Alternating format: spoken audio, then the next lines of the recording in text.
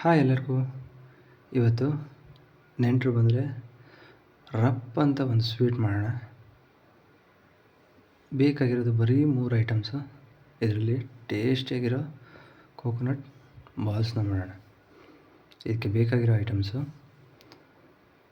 Milk powder, ಕೊಬ್ಬರಿ ಪುಡಿ, ಹಾಗೆಯೇ ಸಕ್ಕರೆ. ಅರ್ಧ ಕಪ್ ಮಿಲ್ಕ್ ಪೌಡರಿಗೆ ಅರ್ಧ ಕಪ್ ಕೊಬ್ಬರಿ ಪುಡಿ, ಹಾಗೆಯೇ 1/4 ಕಪ್ಪು ಸಕ್ಕರೆ ಪುಡಿ. ಇದನ್ನು ಚೆನ್ನಾಗಿ ಮಿಕ್ಸ್ ಮಾಡಿಕೊಂಡು ಇದಕ್ಕೆ ಸ್ವಲ್ಪನೇ ಹಾಲು ಹಾಕ್ಕೊಂಡು ಗಟ್ಟಿಯಾಗಿ ಕಲಿಸ್ಕೋಬೇಕು.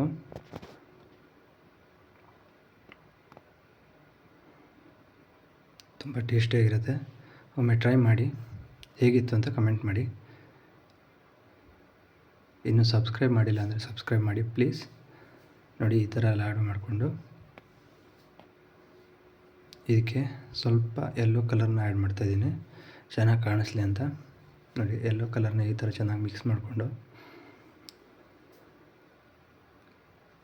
ಚಿಕ್ಕದಾಗಿರೋ ಬಾಲ್ಸ್ನ ರೆಡಿ ಮಾಡ್ಕೊಳ್ಳೋಣ. ನೋಡಿ, ಈ ಥರ ರೆಡಿಯಾಗಿದೆ. ಇದನ್ನು ಕೊಬ್ಬರಿ ಪುಡೀಲಿ ಅದ್ದಿಸಿ